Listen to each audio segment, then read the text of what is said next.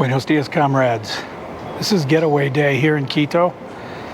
In a couple hours, I'll be leaving for Buenos Aires with a stop in Lima. I think it's a 4-hour layover in Lima, and then I think it's 7 or 8 hour flight from Lima to Buenos Aires. But I don't get to Buenos Aires until like 3 a.m. So I'm going to be cooling my heels, I think, at the airport for a while, trying to figure out how to do the money situation, things like that.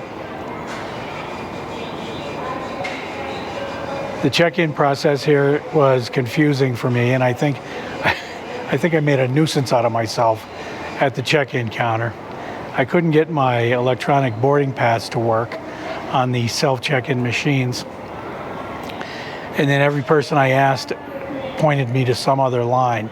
Apparently I was just way too early.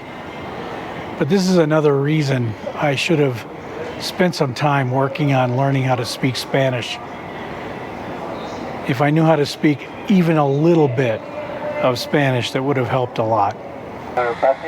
Okay, the first leg is about to get underway.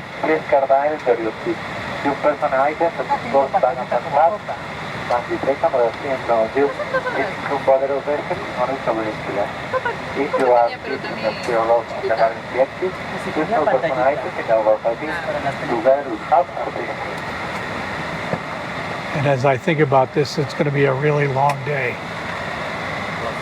I think this flight is only about 2 hours. And there's 4 hours in Lima, and then it's 6 hours, I think, on the flight from Lima to Buenos Aires.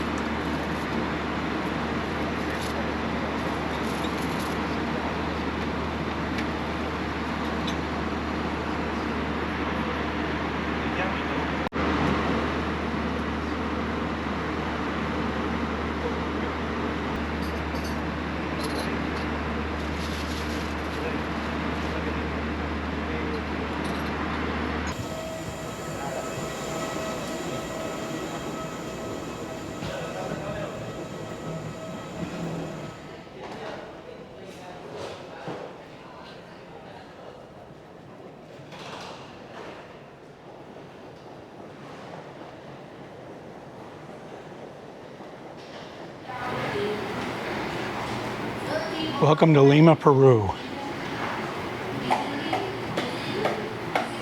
I don't really have anything to do right now, except wander around the airport, find a place to stay, or rest, I guess.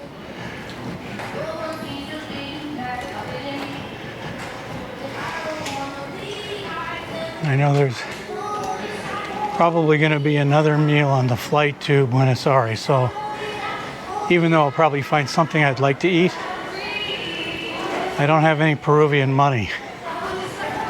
Technically, I'm a transit passenger or connecting flight, so I don't have to go through immigration, or at least I shouldn't.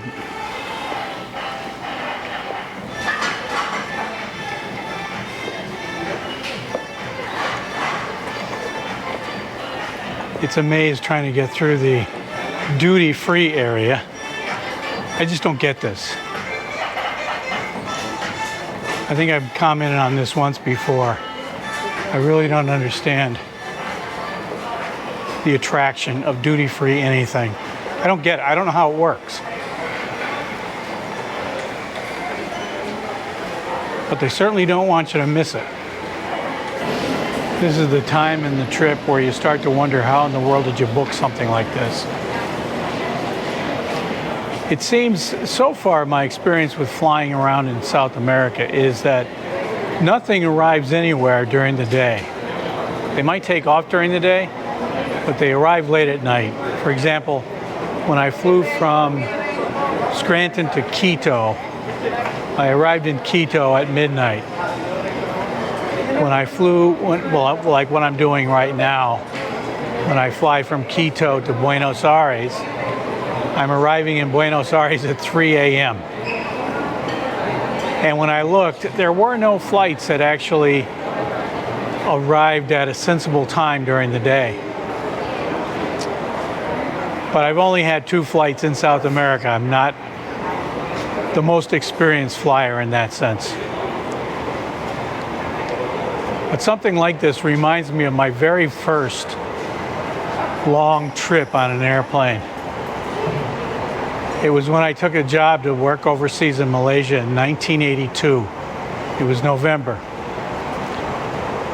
And I flew from Mobile, Alabama, to Dallas, to Los Angeles, to Taipei, to Hong Kong, and then finally to Kota Kinabalu in Malaysia. I forget how long it took, but it was a long trip. But I got to examine a lot of different airports. Those days are over. I still have about 30 minutes before we even board the plane to Buenos Aires, and I think it's a 6-hour flight.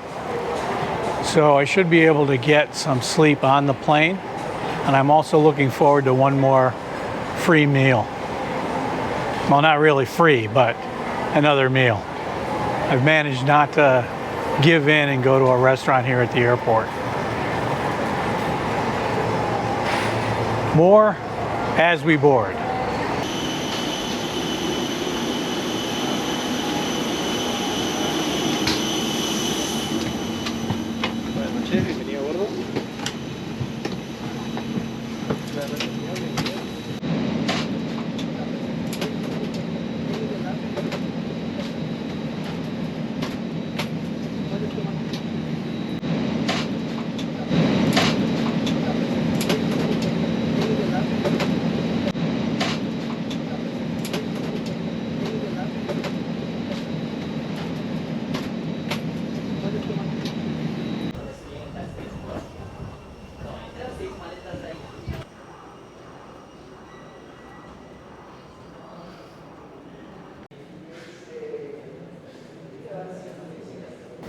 Well, welcome to Argentina.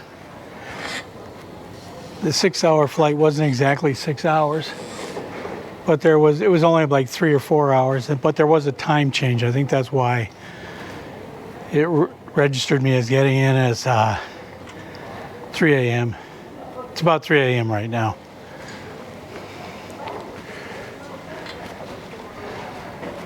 So right now I'm still at the airport.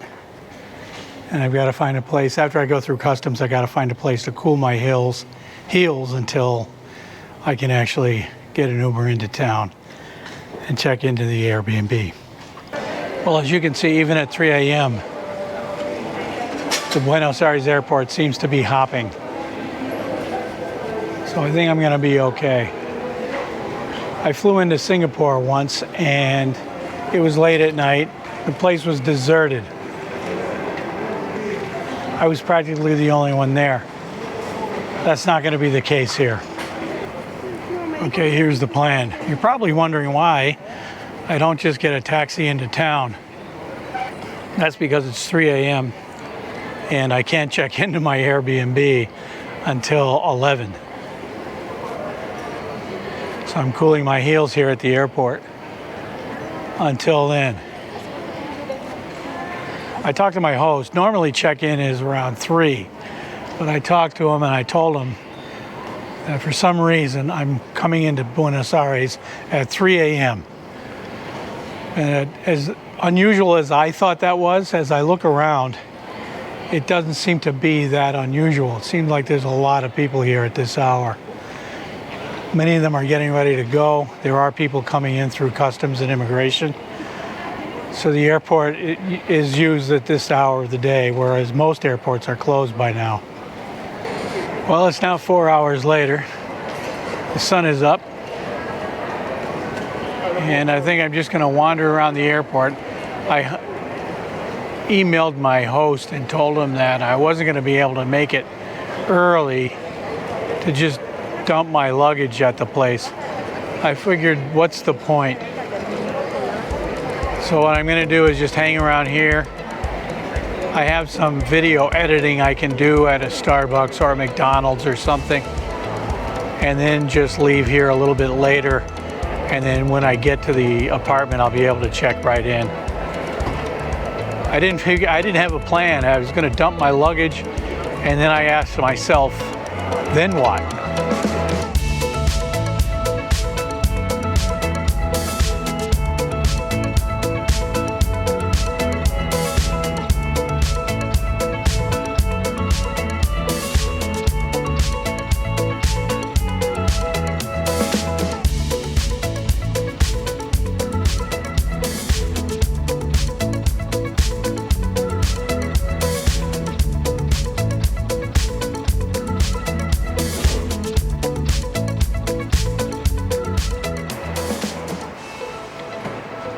Okay, here's my building.